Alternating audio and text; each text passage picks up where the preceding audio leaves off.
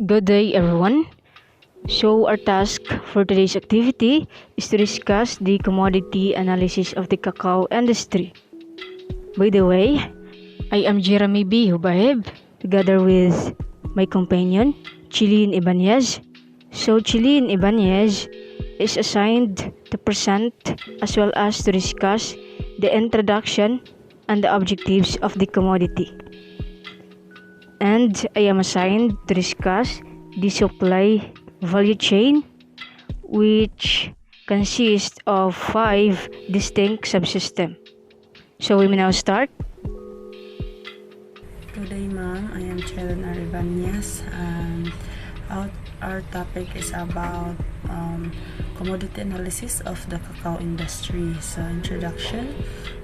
Cacao trees or Tubruma cacao are the source of various valuable commodities containing chocolates, cocoa butter, chocolate decors, and cocoa solids. So, alam naman talaga natin na ang cacao talaga ang pinagkukunan natin ng tsokolate. Kaya kadalasan sa ating country ngayon ay nagtatanim talaga ng cacao para ipaprocess na isang tsokolate. The trees germinated in warm and humid climates as well as in greenhouse, and they will exist for several decades. So maganda kasi ang cacao industry kasi hindi siya madaling mamatay kahit anong klase ng panahon. Kaya kahit maulan man or mainit ang panahon, makakasurvive talaga yung production ng cacao or ang crops na cacao. Madali siyang makasurvive sa init at sa ulan. And then the trees are conserving their foliage year-round.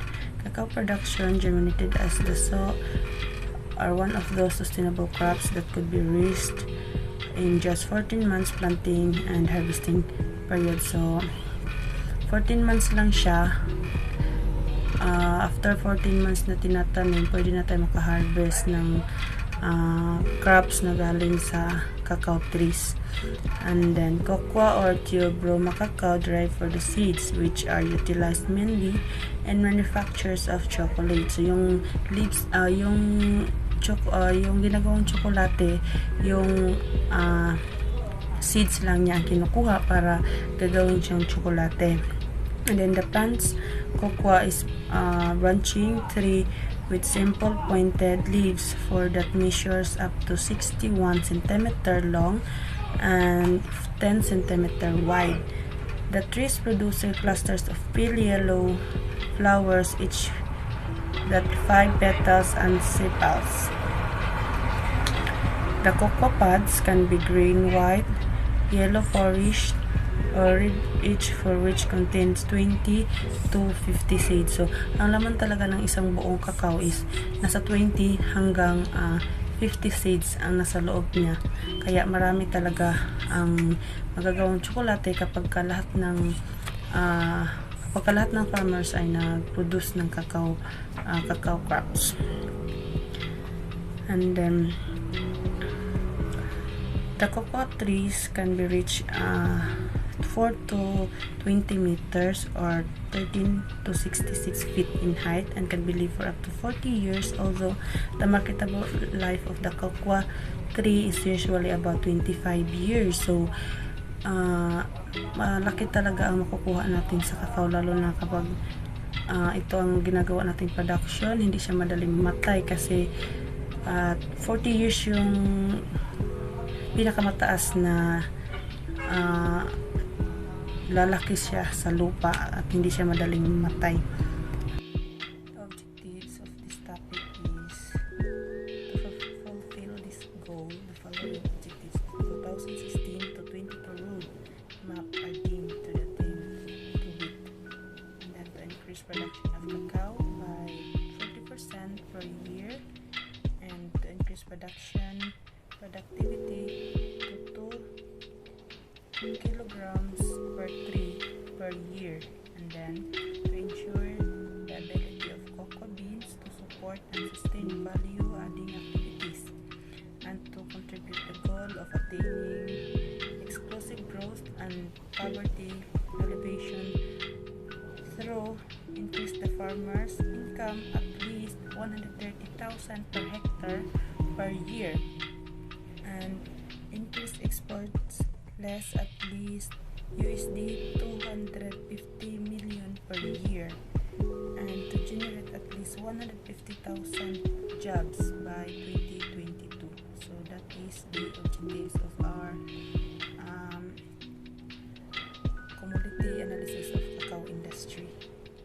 Dito sa Pilipinas, marami na rin ang gumagawa ng cacao production para pang-export and ibenta dito sa lokal, kasi nga nakikita nila kung ano yung inputs and outputs na nanggagaling sa cacao production, kaya nakikita nila na malaki talaga ang income na babalik sa kanila kapag gumagawa sila ng cacao production. The value chain or supply chain. First, we have the input subsystem. The input subsystem consists of the raw materials. There are 6 central products that can be produced from cacao beans. We have cocoa nibs, cocoa liquor or tablia, cocoa cake, cocoa butter, cocoa powder, and chocolate confectionery blocks. Cocoa-based commodities marketed in the local and international market include wheat cacao beans, ready-to-sow cacao seeds for the seedling purposes, cocoa nibs, tablia, cocoa powder, cocoa butter, chocolates, and chocolates confectionery. For the pesticides, fertilizer, packaging, and the other input requirements of the upper category objectives are living provided with the input suppliers. So for the production subsystem, there are huge manufacturers who initiating importing products for their raw materials while exporting finished products. But these are for those huge manufacturers. They are utilizing imported cocoa powder and cocoa butter for their raw materials. For the impact that gaining the importation of cocoa powder, rendering it dairy cacao crop importation, which is their strategy for their productive businesses. However, there are local producers who initiating buy local products for the production.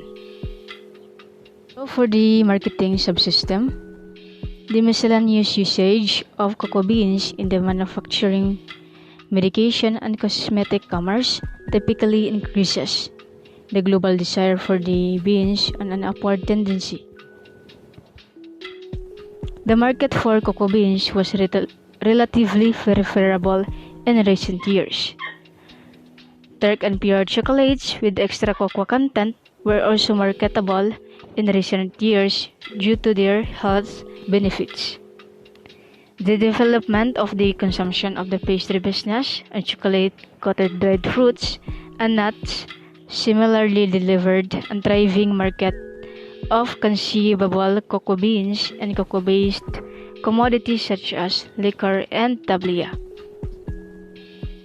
For the processing subsystem, the Philippines is among the nations in Asia acknowledged to retain a competitive benefit in cacao production, provided the strategic location and climatic condition. However, due to the climate change, output began to decline because of the various factors such as weather and climatic circumstances, infections and diseases, infestation, and aging trees. The decline was further provoked by lessening the world demand expenses for other farm products such as bananas and oil palm. Due to the various factors, the production declined. So for the support subsystem, We have the farmer cooperatives, which is they are utilizing the cacao growing communities, assessing as operators of the nursery operations, which is the utilization of the output procedure of cocoa beans. Aside from these cooperatives, we have the nursery operators, farmers, local traders, and processor regulating, with the various classes of industry activities. For the support subsystem, these are the agencies who are supporting the cacao commodity. We have also the government sector, private sector, non-government organization who supporting the cacao commodity.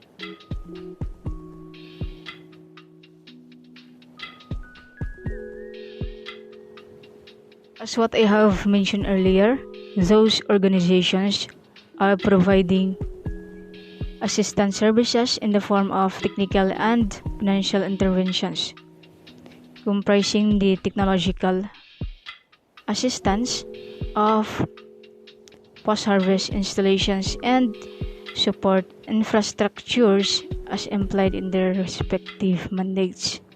For the expansion of my discussion, I decided to make a diagram for life cycle analysis of cacao commodity.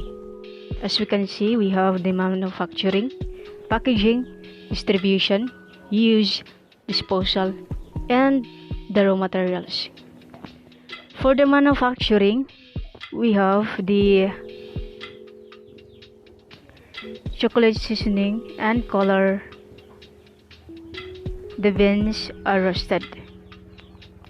So for the packaging, chocolate is primarily packaged in the aluminum foil or composite films, paper, or plastic trays. Then in the distribution, the product is distributing towards local or international. So for the use, commodities significantly provide to scarcity navigation and comprehensive growth through business and job generation.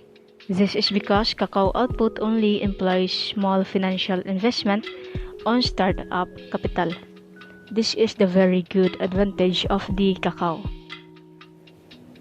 So we have the disposal.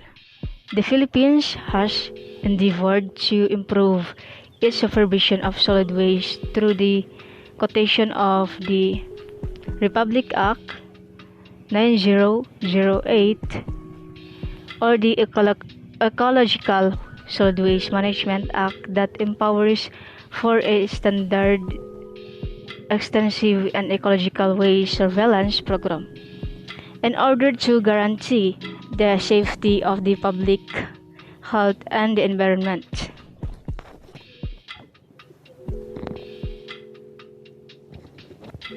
So lastly, we have the raw materials. As what I have told earlier, these are the wheat beans, red beans, dried fermented beans, cacao nibs, and cocoa powder, or even cocoa butter.